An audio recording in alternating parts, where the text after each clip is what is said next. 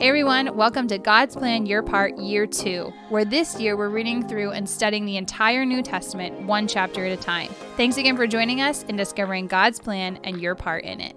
How often have you forgotten something that Jesus has done in your life? I think today we're going to look at a couple stories where you can see some pretty foolish, simple mistakes. I think the disciples seem like they should know better, but they are confused and they're not prepared. And I think we can fall into the same boat. So today we're looking at Mark chapter 8. And here in Mark chapter 8, we start out seeing that Jesus is going to feed 4,000 people the same way that he fed 5,000 people in Mark 6. And then the disciples are going to be confused because they don't have enough bread. It seems odd.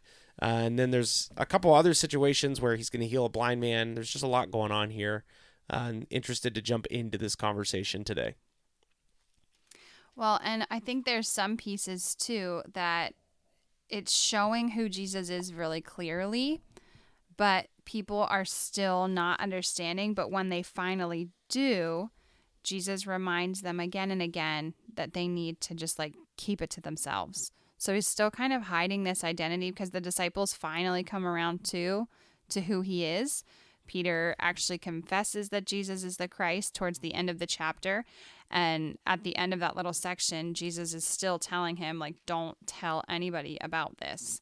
So he's shedding away who he is more and more. People are starting to catch on, but he's still trying to keep it under wraps. Yeah, it seems like, at least what different commentators think is that he's trying to keep the crowds smaller and trying to keep just the spectators away. It's definitely odd that he has no problem feeding thousands of people miraculously, but when he heals a blind man, it's oh, don't tell anyone. It's well, do you think nobody noticed the thousands of people you just fed bread to? Or I don't know. It's strange. It's definitely strange. And I know there's explanations for it, but it just still seems odd to me. So just to clear up exactly what's going on here, right at the beginning in Mark chapter 8, we have literally the same scenario that happened. You can look in Mark 6, verse 30, where Jesus is speaking to a crowd. They're obviously hungry. There's nowhere to go for food. And so they just split up what little bit they have. In this case, again, some loaves and some fish. And Jesus miraculously feeds everybody. The interesting thing is that it seems like it might be the same crowd. So it's this group of people that have been fed by him, and now they're following him to wherever he's teaching, expecting to be fed by him again. This is kind of tricky because it seems like some of them might be following him around just to be able to see what he can do. Mm-hmm. And even worse than that, some of them might just be following him around because it's a good way show. To get breakfast.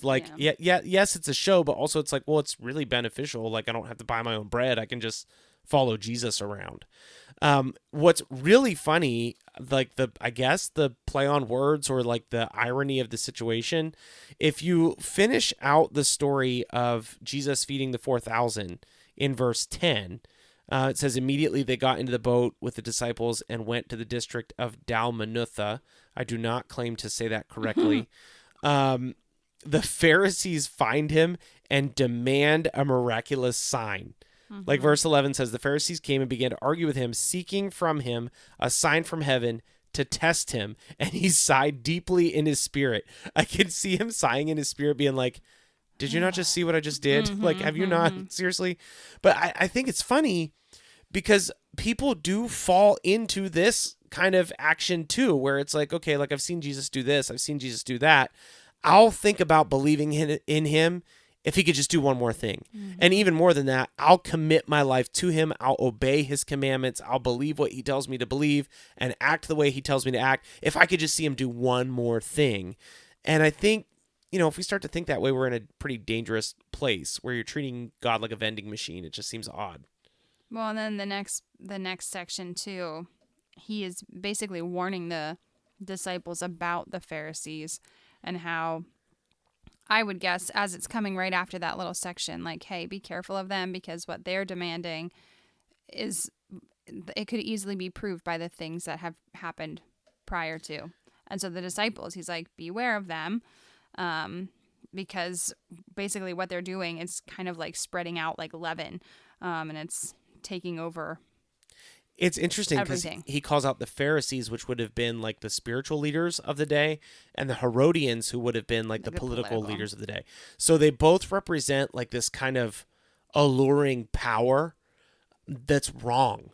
So you have the Pharisees literally demanding a miracle to see if he is who he says he is, when he's been doing miracle after miracle after miracle. They just don't want to believe. And the Herodians, like, they would have been like the local regional political authority. And he's saying that, like, hey, what they're teaching too is not great, because I'm guessing what they're teaching is like this weird blend of like what they had to teach to keep their political authority, and like this weird Pharisees. Oftentimes the Pharisees in scripture are represented with these Herodians. So there's some kind of like alliance going on here. But he's telling them, like, hey, beware of what they're teaching, because that little bit of leaven affects everything. And the disciples totally missed the point, which is hilarious. I think he's actually talking about actual bread. And you can kind of see Jesus like, ugh, really? Do you not understand? Like, I just told you this because I want you to be aware of things outside of physical food. You know, they've been keeping a pretty tight schedule. They've been really busy guys.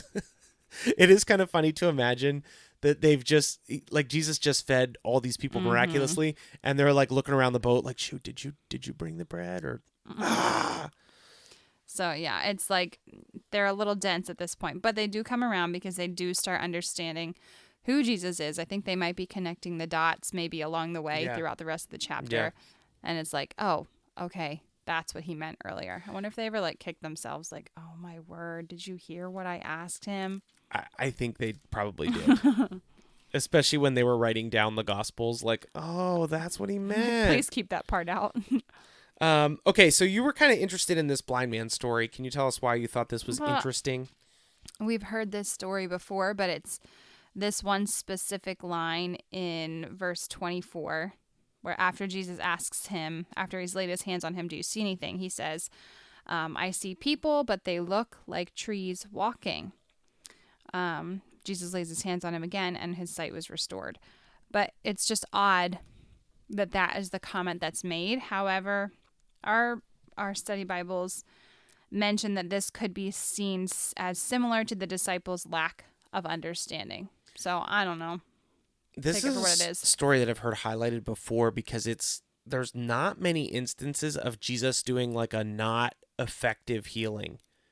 So like if you think about what's going on here, essentially like the first round was like half effective, and he had to try it again.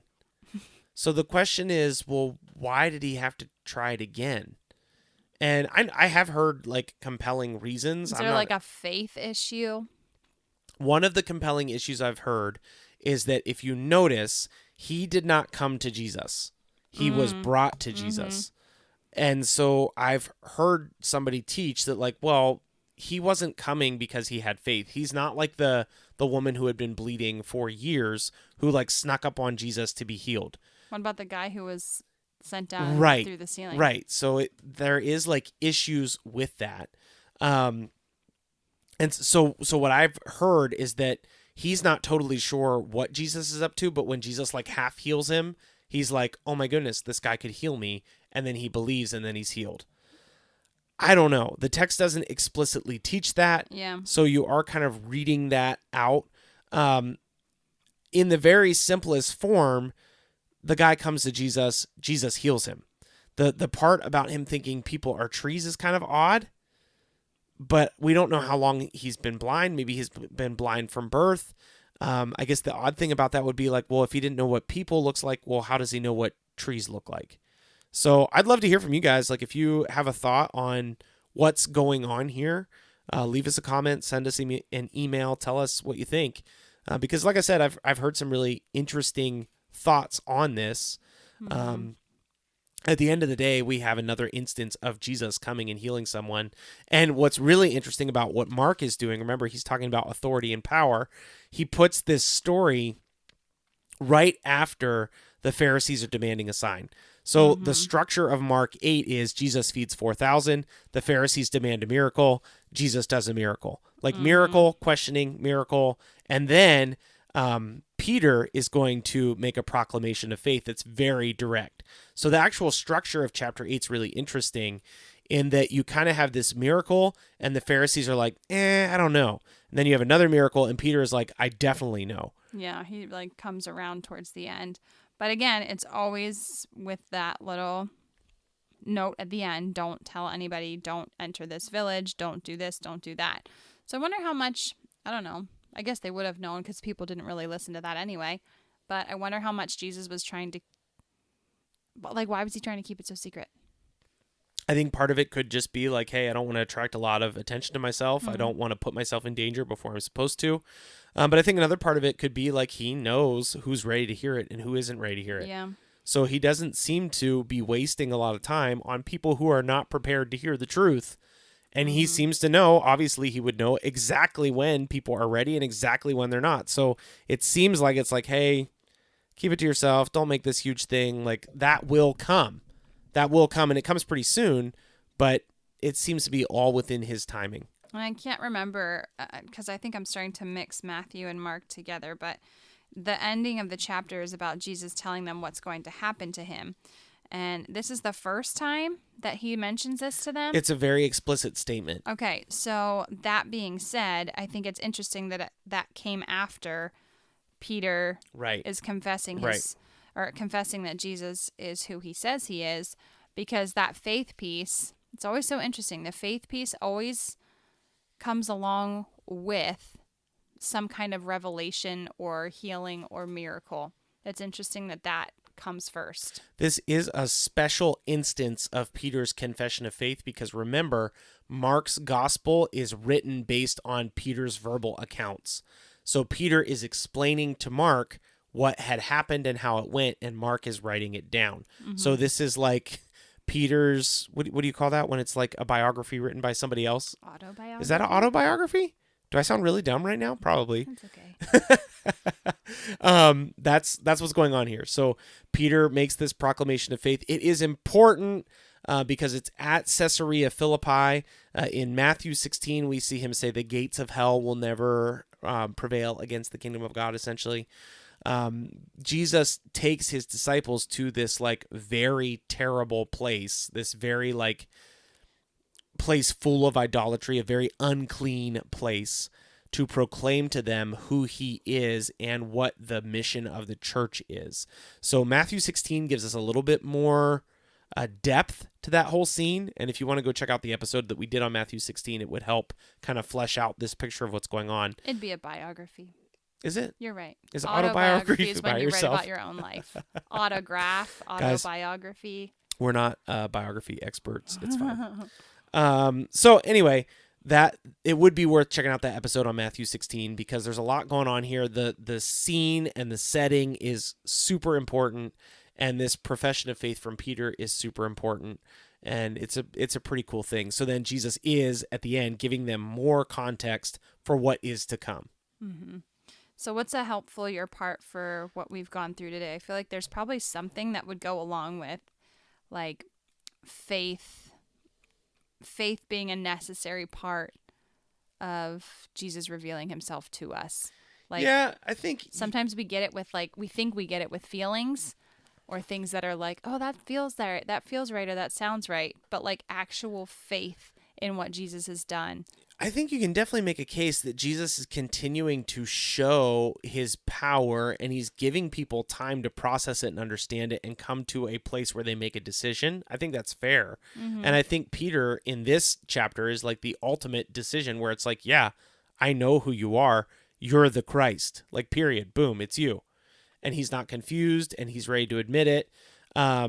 I think, some of the other disciples, maybe it took them more time. Obviously faith is really important, and then living out that faith is even more important, which I think is like the last little part of this chapter.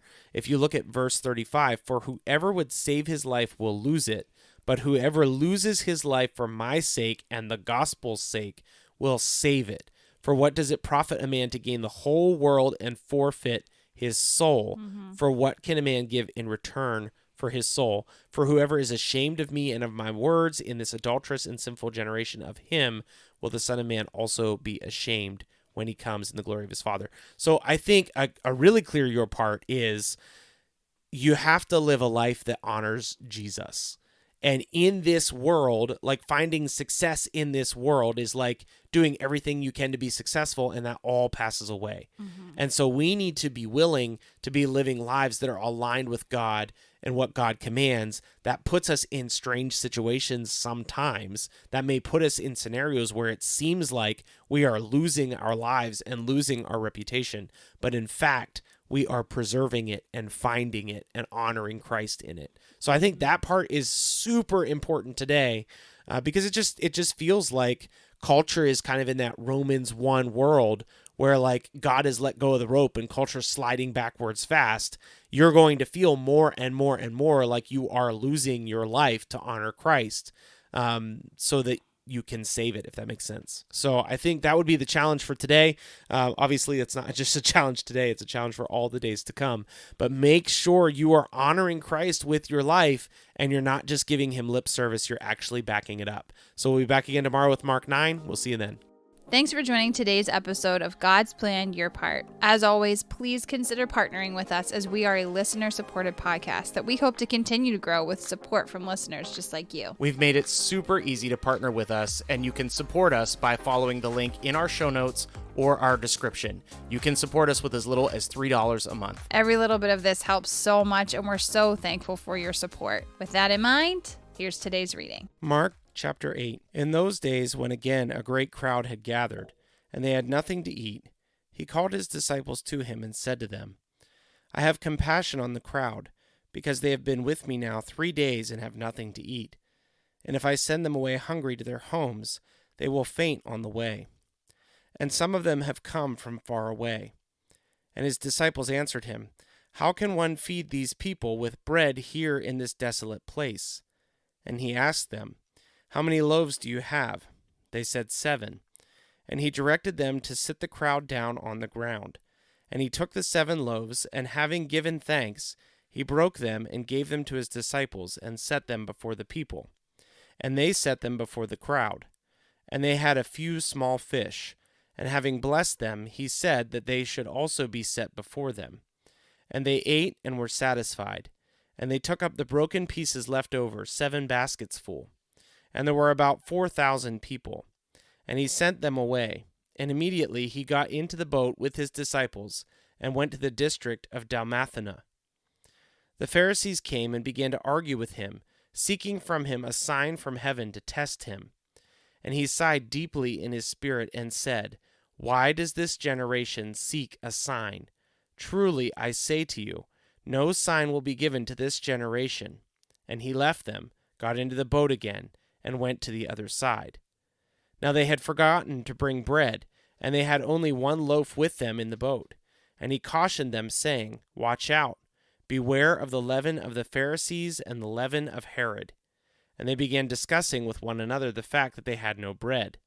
And Jesus, aware of this, said to them, Why are you discussing the fact that you have no bread? Do you not yet perceive or understand? Are your hearts hardened? Having eyes do you not see, and having ears do you not hear? And do you not remember? When I broke the 5 loaves for the 5,000, how many baskets full of broken pieces did you take up? They said to him, 12. And the 7 for the 4,000, how many baskets full of broken pieces did you take up? And they said to him, 7. And he said to them, Do you not yet understand? And they came to Bethsaida. And some people brought to him a blind man and begged him to touch him. And he took the blind man by the hand and led him out of the village. And when he had spit on his eyes and laid his hands on him, he asked him, Do you see anything? And he looked up and said, I see people, but they look like trees walking. Then Jesus laid his hands on his eyes again, and he opened his eyes. His sight was restored, and he saw everything clearly. And he sent him home, saying, Do not even enter the village. And Jesus went on with his disciples to the villages of Caesarea Philippi. And on the way he asked the disciples, Who do people say that I am? And they told him, John the Baptist, and others say Elijah, and others one of the prophets. And he asked them, But who do you say that I am?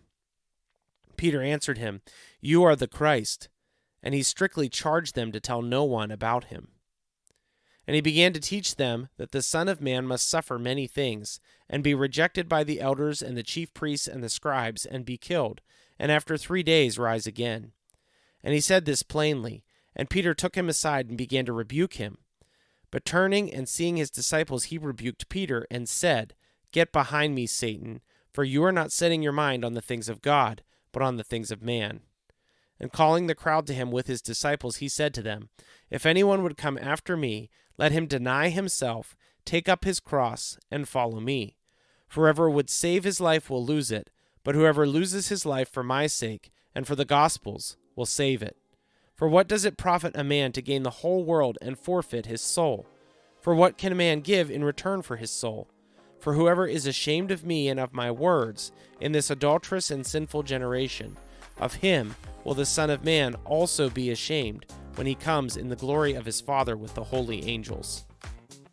Thank you so much for listening to today's episode of God's Plan, Your Part. Don't forget, you can find us on just about every social media platform and YouTube. Let us know what you thought of today's episode, and if you have any questions, go ahead and post them there. You can also reach out to us directly at godsplanyourpart@gmail.com. As always, if you don't have a Bible, or if you'd like to use the one that we use, reach out to us via email and we'll be happy to send one to you. Thanks again for listening. We'll see you again tomorrow.